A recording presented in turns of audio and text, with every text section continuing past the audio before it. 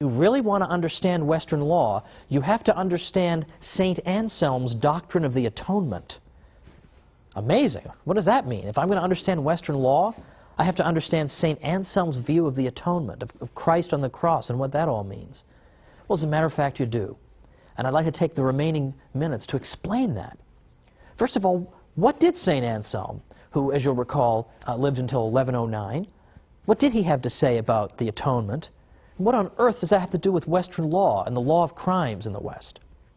St. Anselm was interested to answer the question, why did God become man? It's a good question. Why did it happen? Why did God not simply reconcile the human race to himself from heaven, just sending down a declaration directly from heaven? Why does the God-man come into the world? And St. Anselm tried to answer the question in this way, just using rational principles. He said that when human beings introduced sin into the world, they in effect closed off paradise to themselves. Now, God had intended people to enjoy eternal blessedness, but yet they've introduced sin into the world, and so in a certain sense, we can, in some sense, say that we've frustrated God's intention. So how are we going to make this right? St. Anselm says we have violated God. We have in effect committed an injustice against God. The scales of justice are out of balance. The order of justice has been torn by our wrongdoing. And that needs to be repaired.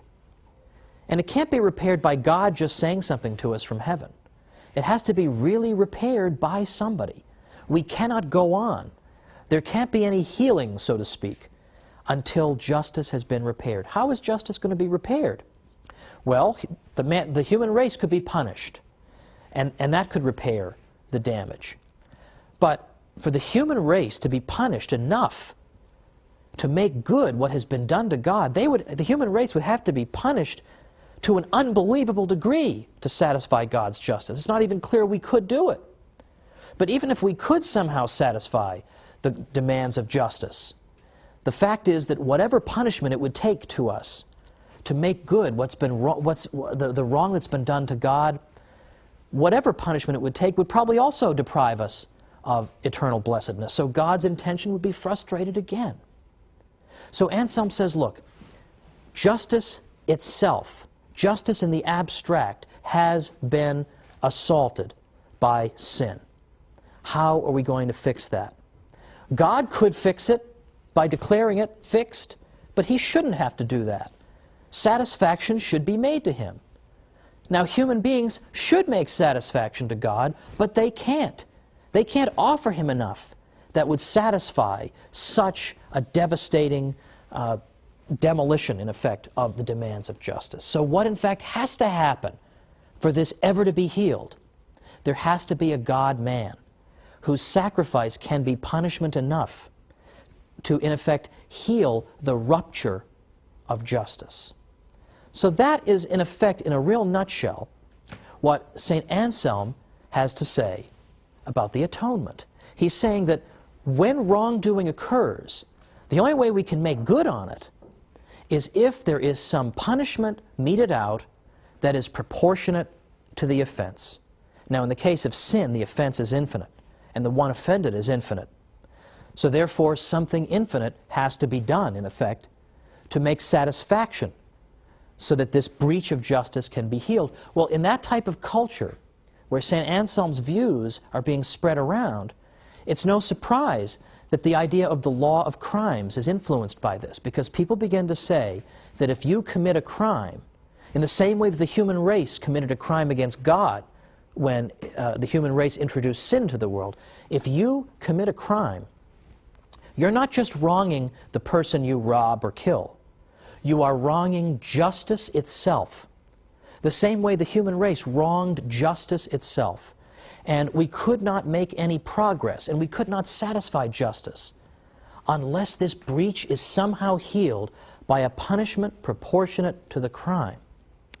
Well, likewise, the Western law of crimes that we are very familiar with says, if you commit a crime against some other party, how are we going to resolve it? Well, we view it as you not only having wronged that person, but you have wronged justice itself, just as the human race did against God. How are we going to reconcile that? How are we going to fix that? We have to undergo a punishment that is proportionate to the offense, in the same way that, in effect, Christ makes the atonement.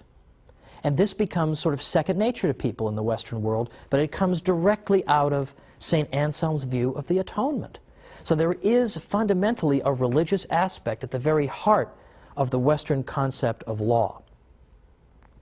Now, to conclude today, I said a little bit earlier that the concept of rights developed thanks to the Catholic Church, and that it reached its culmination in the 16th and 17th centuries when Spanish theologians began to argue that let's consider what the implications of the idea of rights might be.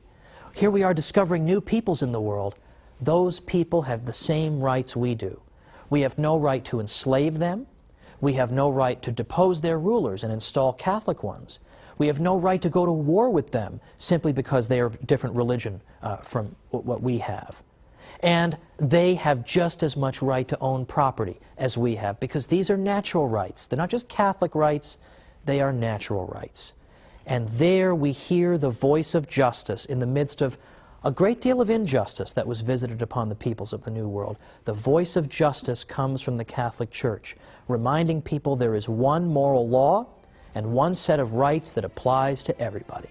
And that's where we're going to pick up next time, the internationalization of the idea of natural rights. So join me next time for the Catholic Church, Builder of Civilization.